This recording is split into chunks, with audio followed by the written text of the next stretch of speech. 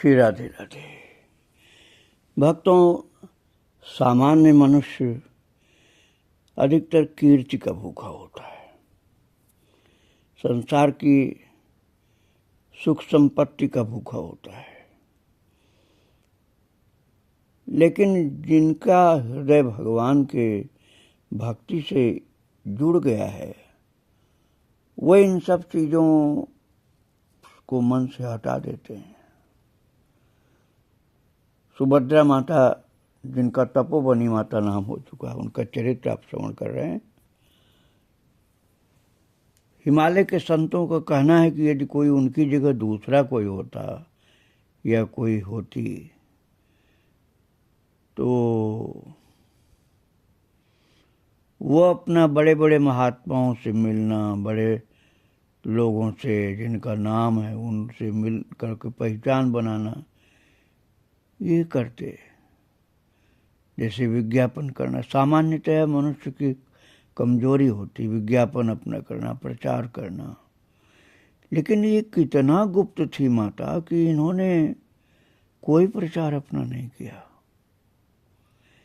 Him शिखरों की तरंगे उन्हें अपनी ओर खींचती रही,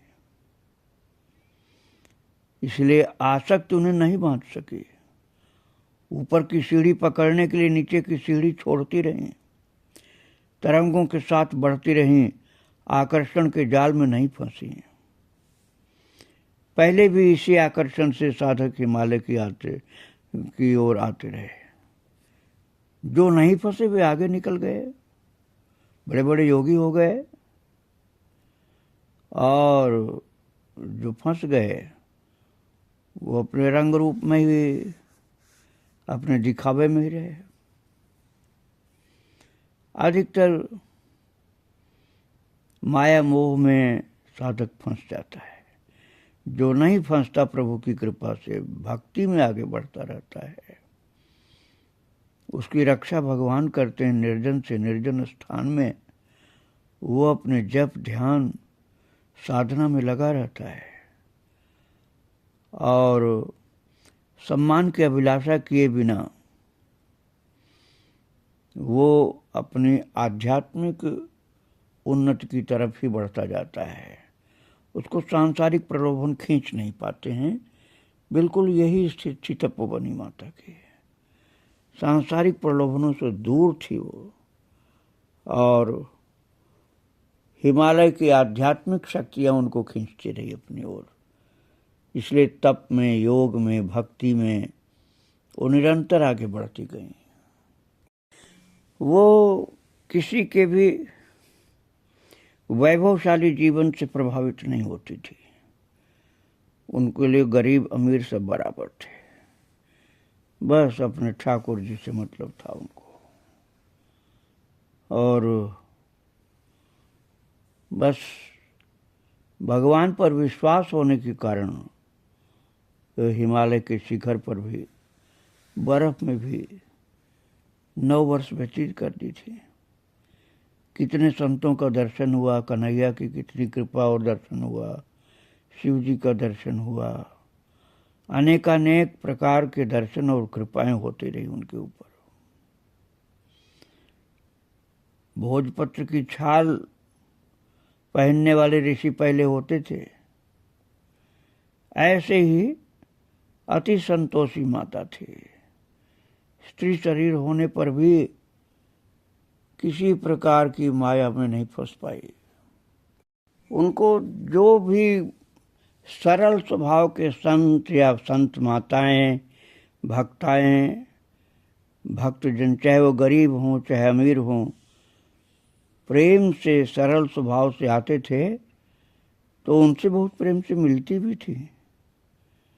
ऐसा नहीं कि किसी से घृणा करती हूँ, लेकिन बात उनके पास एक ही थी, कन्हैया की बात, सेवा की बात, संतों की सेवा की बात, गौ माताओं की सेवा।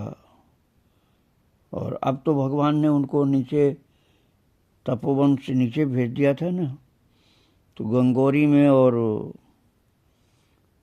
जहाँ पर धराली में कुटिया थी, दोनों जगह सेवा में लगी रहती थी और बहुत से भक्तों को नारायण परिवार बना करके सेवा में लगा दिया था। दक्षिण भारत से एक ललिता माता भी आई थी। वो भी बहुत दिन तक हिमालय पर रही, लेकिन तपोवन में रहने की हिम्मत नहीं कोई कर पाता था। वो भी माता के पास आती थी। भाषा का भी कोई पक्षपात उनका नहीं था। देशी विदेशी कोई भी हो, मिलोवन नाम का विदेशी व्यक्ति वो तपोवन जाता था, माता की कुटिया अर्थात गुफा के पास बैठता था। गंगोरी आश्रम में नारायण परिवार के उत्सव में भी भाग लेता था। उसको भी भगवान की कृपा से माता की सेवा प्राप्त हुई। उनके टीचर लोग बताते थे, श्रीनिवास भट्ट नाम का एक टीचर था माता का। वृद्धावस्था में लोगों से जब उनसे पूछा गया तो कहते थे कि मेरी प्री स्टूडेंट का स्कूल में भी ईश्वरीय रुझान बहुत ज़्यादा था और स्कूल में उनकी वो प्री स्टूडेंट थी और भक्ति में लगी रहती थी। जिस सेवा कार्य में लग जाती थी उस सेवा कार्य में जुटी रहती थी। भक्तों, सुभद्रा नाम तो गुरुदेव ने दिया था। बचपन में वारिजा नाम था माता का, जो माता पिता का रखा हुआ नाम था वारिजा नाम था। बचपन में जब गुरुदेव प्राप्त हुए तो सुभद्रा माता नाम हुआ और बाद में जब तपोवन में रही तो तपोवनी माता हो गई। बचपन में उनका नाम तो वारिजा था। तो उनके जो भाई नरेंद्र शेट्टी वो तपोवन में माता का दर्शन करने आ गए थे। फिर बाद में वो सेवा में भी आया करते थे। उनका कहना है कि मेरी बड़ी बहन वारिजा, जो बचपन में नाम था उनका, आज सभी लोगों के द्वारा तपोवनी माता के नाम से प्रसिद्ध है। वो कहते हैं कि मैंने अपने बचपन में ही उनके अंदर माँ के स्वरूप को देखा है।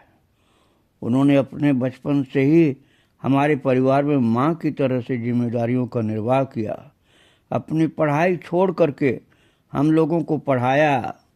अपना बचपन नहीं जिया लेकिन हमारे बचपन का पूरा ख्याल रखा।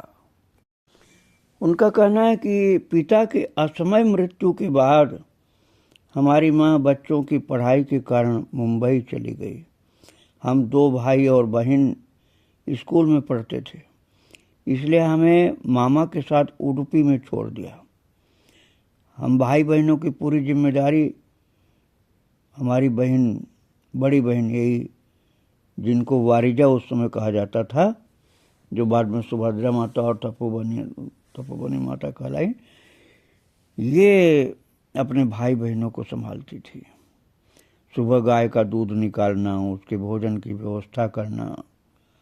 उसके बाद उनके भाई कहते हैं कि हम लोगों के लिए नाश्ता तैयार करना, लंच बॉक्स लेकर के दे करके इंतजाम करके स्कूल भेजना। स्कूल से लौटने के बाद चाय नाश्ता दे करके रात का भोजन बना करके मंदिर जाना उनका नित्य का काम था। वह इसलिए अपनी बहन को बहुत मानते थे और फिर संत हो गई माता, तो संत की तरह से उनको प्रणाम करते थे। बहन नहीं कहते थे, माता जी कहा करते थे। और उनका कहना है कि हमारी बहन भगवान के रास्ते पर आगे बढ़ने की पढ़ाई करती रही, सत्संग करती रही, मंदिर जाती थी, घर में कीर्तन करती थी। कभी समय मिलता तो देर शाम मंदिर से लौट करके घर में सबको इकट्ठा करके हारमोनियम के साथ कीर्तन करती। और भाई कहता है कि हमारे इन सब में दिलचस्पी कम थी, लेकिन हमको बैठना पड़ता था इनके साथ और इनकी संगत से हमको भी सत्संग का लाभ मिला और भगवान की भक्ति की तरफ बढ़े हम। भाई बताता है कि मेरी बहन को बचपन में ही पिता से धार्मिक संस्कार मिले। शुरू से ही उन्हें हरिकथा में रुचि रही। पिताजी के साथ यक्षगान और हरिकथा में जाती थी। जब तक माँ उडुपी में रही तब तक उनके साथ घर के काम में भी हाथ बटाती रही। घर की प्रतिकूल परिस्थितियों में 8 भाई बहनों में सबसे बड़ी होने के नाते उसने बड़ा त्याग किया। स्कूल छूट गया। पिता की असमय मौत से उनकी जिम्मेदारियां बढ़ गईं, लेकिन हम सबका ख्याल रखते हुए भी उन्होंने भजन कीर्तन सत्संग नहीं छोड़ा। उसके लिए मान अपमान की भी चिंता नहीं की। मामा की नाराजगी भी झेली। मंदिर और कीर्तन में जाने से रोकने के लिए सख्ती भी की गई, लेकिन जिसकी लौ भगवान से लग जाए उसे कौन रोक सकता है। उनका कहना है कि उस समय हमारे गांव और उडुपी के बीच खेत और सुनसान रास्ता था। ऐसे में भी कभी कीर्तन या सत्संग से लौटने में देर हो जाती तो घर वालों की चिंता हो जाती। घर वालों को चिंता भले हो जाए, लेकिन वो निश्चिंत भगवान के भरोसे सुरक्षा प्रभु के ऊपर छोड़ करके वो निश्चिंत होकर के सत्संग में कीर्तन में जाती रही और बहुत से लोग उनकी श्रद्धा भक्ति देखकर जुटते रहे। भाई बताता है कि एक दिन बिना किसी को बताए वो गायब हो गई। 15-20 साल बाद एक पत्रिका में लेख और फोटो से अनुमान लगाया गया कि तपोवन में तपस्या कर रही साध्वी हमारी बहन है। तो माँ के कहने पर सच का पता लगाने हम लोग परिवार के लोग पहली बार दुर्गम रास्ता तय करके किसी तरह तपोवन पहुंचे थे और 2 तो पहुंच भी नहीं पाए थे, भोजवासा में बीमार होकर रुक गए थे और वो किसी को नहीं पहचान पाई। लेकिन बाद में जब बसंती पहुंची बहन तब पहचाना। दोनों बहनों की शक्ल काफी मिलती है। बसंती तो उन्हें देख करके काफी देर तक रोती रही लगातार। शाम को हम वापस भोजवासा आ गए क्योंकि तपोवन में हम लोग नहीं रुक सकते थे। बाद में मुंबई में हम सब लोग मिले। इस प्रकार से उनके भाई बहन उनके घर की बातें और उनकी भक्ति की बातें बताते हैं। और पहले मैंने आपको बताया था कि बचपन में एक सहेली थी माता की, उनका नाम था यशोदा। वो आध्यात्मिक सहेली थी, खेल कूद वाली नहीं, आध्यात्मिक सहेली थी। उनका कहना है कि सुभद्रा माता की आध्यात्मिक यात्रा के 2 विशेष पड़ाव रहे, एक दक्षिण भारत और दूसरा उत्तर भारत। उनकी साधना के भी 2 प्रमुख स्थान रहे, एक उडुपी और दूसरा तपोवन। अर्थात जीवन का पूर्वार्ध सागर के किनारे और उत्तरार्ध हिमालय में उनका बीता। उनकी पूर्वार्ध की जीवन यात्रा में यशोदा माता कहती है, वो जो उनकी सखी, कि हम साया की तरह उनके साथ रहे। हम दोनों की एक जैसी रुचि, एक सा रुझान, दोनों के आराध्य एक, गुरु एक, दोनों कृष्ण मंदिर में कृष्ण के भजन गाते, एक दूसरे के सुख दुख के साथी। हम लोगों ने एक साथ दक्षिण भारत की बहुत सी यात्राएं भी की। उडुपी से जाने के बाद वह हिमालय में साधना की ऊंचाइयों तक पहुंच गए और हम गृहस्थ में रहते हुए उसके साथ शुरू किए गए कार्यों को आगे बढ़ाते रहे। उडुपी में हमने और वारिजा ने, यही तपोवनी माता सुभद्रा माता को बचपन में वारिजा कहा जाता था। तो यशोदा कहती हैं कि हमने और वारिजा ने एक कीर्तन मंडली बनाई थी और बचपन में बनाई गई उस मंडली में 50 महिलाएं थी। आज आसपास के क्षेत्रों में ऐसी 50 मंडली बन गई है जो माता के द्वारा चालू की गई थी, जिसमें 1000 से ज़्यादा महिलाएं हैं जो कृष्ण संकीर्तन के लिए समर्पित हैं। वारिजा अर्थात तपोवनी माता से यशोदा जी कहती हैं कि हमारी पहली मुलाकात बचपन में कृष्णोत्सव के समय हुई थी। वो अपने पिता के साथ आई थी और मैं अपने पिता के साथ।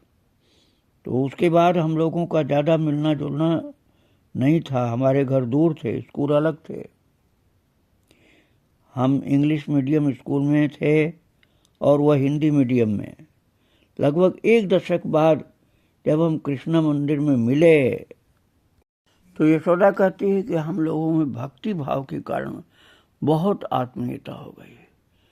लेकिन हम तो घर में ही रह गए, अपने घर वालों से मिलाए, किंतु ये तो हिमालय पहुंच गई और वहां जाके तप किया, भगवान से मिली, देवी देवताओं और ऋषियों मुनियों से मिली। ये बहुत महान है।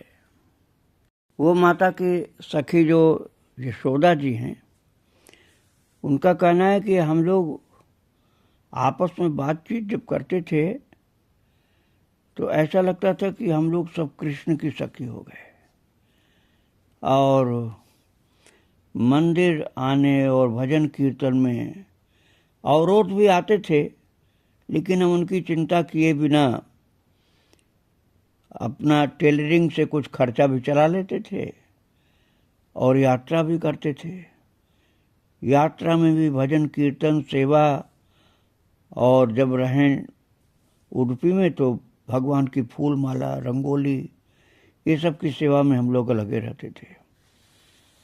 और जो यक्षगान वहाँ कहा जाता है भक्तों, हरिकथा गायन को, तो इनके पिताजी बाद में फिर पेजावर स्वामी जो गुरुदेव मिल गए, उनके द्वारा वारिजा अर्थात तपोवनी माता का आगे उत्थान होता गया और फिर उन्होंने कठिन तपस्या का जीवन चुना।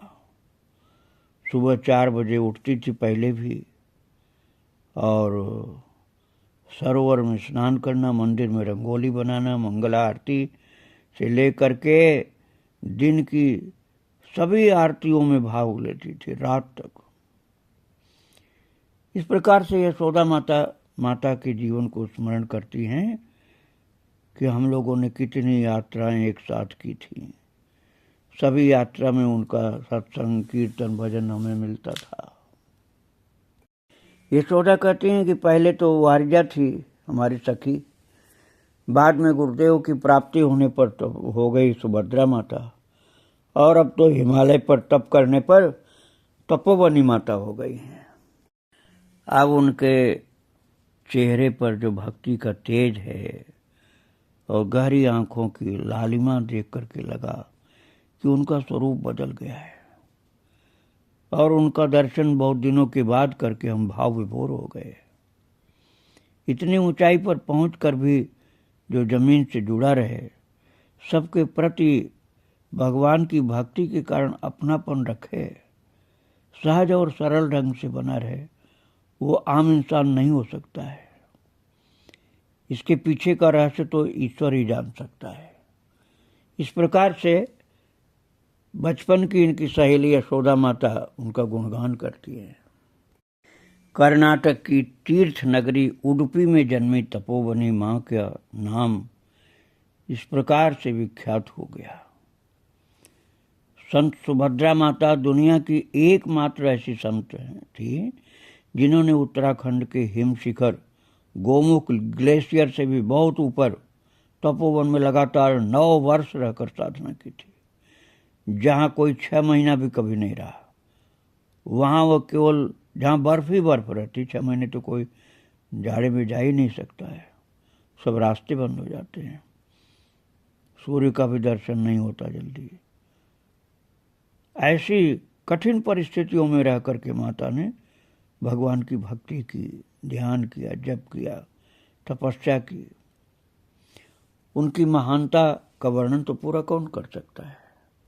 और तपोवन से आने के बाद जब माता जी धराली कुटिया में रहकर सेवा कार्य करने लगी, तो उनके भक्त नारायण परिवार बना करके सामाजिक प्रकल्पों में सहयोग करने लगे। दिल्ली के कई ऐसे भक्त भी जुड़ गए जो तपोवन के दौरान मिलने आते थे। बाद में उन्हीं भक्तों ने सेवा प्रकल्पों को निरंतर जारी रखने के उद्देश्य से तपोवनी माता संत सुभद्रा धर्मार्थ न्यास का गठन किया, जो गंगोरी आश्रम के रूप में विकसित हुआ। मंदिर में लक्ष्मी नारायण एवं बाल हनुमान विराजित हो गए। आश्रम में नियमित रोगियों की सेवा की व्यवस्था, परामर्श, निःशुल्क दवाएं ये दी जाने लगी। और माता जी की इच्छा के अनुरूप शिक्षा, संस्कार और स्वास्थ्य के क्षेत्र में आश्रम अपना योगदान देने लगा। आश्रम में आने वाले संतों के लिए भोजन एवं आश्रय की सेवा शुरू से ही सुचारू रूप से जारी है। माताजी आश्रम में स्वयं अपने हाथ से भोजन बना करके संत सेवा करती थीं। मैंने भी उनके हाथ का बनाया हुआ प्रसाद पाया था भक्तों। और आश्रम में, भक्ति आश्रम में सेवा में जुड़ी हुई जो शशि है, ये भी माता के पास कुछ दिन रही थी। कुछ संयोग ऐसा बना था कि वहाँ जाकर धराली में रही। आश्रम में साप्ताहिक भजन कीर्तन के अलावा समय समय पर स्थानीय निवासियों को जागरूक करने के लिए सामाजिक एवं सांस्कृतिक कार्यक्रम आयोजित होते रहते हैं। और माता के द्वारा बनाया हुआ जो ट्रस्ट है, वो सेवा प्रकल्पों को नियमित रूप से जारी रखने के लिए प्रतिबद्ध है। भक्तों, जो भारत में सप्तपुरियां हैं, अयोध्या, मथुरा, माया, काशी, कांची, अवंतिकापुरी, द्वारावती चैव सप्तैते मोक्षदायिका। इन 7 मोक्षदायिका पुरियों में मायापुरी भी है। उसी मायापुरी का नाम है हरिद्वार। उस पवित्र मोक्षदायिका पुरी हरिद्वार में माता आखिर में रहती थी, रामकृष्ण मिशन में। और बहुत से लोग माता के सानिध्य में, सत्संग में, सेवा में रहे। उनमें से 2 भाग्यशाली ऐसे थे। पहले बालकृष्ण जी महाराज, आचार्य बालकृष्ण, आयुर्वेद प्रतिष्ठान वाले, पतंजलि वाले, और दूसरे बाबा रामदेव जी। और भी बहुत से भाग्यशाली लोग रहे जो आखिर में माता की सेवा से, चरणों से जुड़े रहे। माता ने सन 2018 अर्थात अब से लगभग 7 वर्ष पहले शरीर छोड़ा था। 7 वर्ष पूरे अभी नहीं हुए हैं, 6 वर्ष से कुछ अधिक हो गए। मैंने शुरू में इनका जब जीवित थी तो एक लघु चरितावली सुनाया था। अब आप लोगों को उनकी कृपा से विस्तृत चरितावली सुनने को मिल गई। माता के चरणों में बारंबार प्रणाम। भक्ति आश्रम में भी 2 बार पधार करके यहाँ भी कृपा की थी। भक्तों पर आज भी उनकी कृपा बनी हुई है। उनको याद करके, उनसे प्रेरणा प्राप्त करके उत्तराखंड में तो न जाने कितने साधु, सन्यासी, भक्त माता मार्ग प्राप्त करते हैं, उत्साह प्राप्त करते हैं, तपस्या और भक्ति में लगे रहते हैं। उनके द्वारा बनाए हुए संस्थानों के द्वारा आज भी सेवा चल रही है। ऐसी महान तपस्विनी कृष्ण भक्ता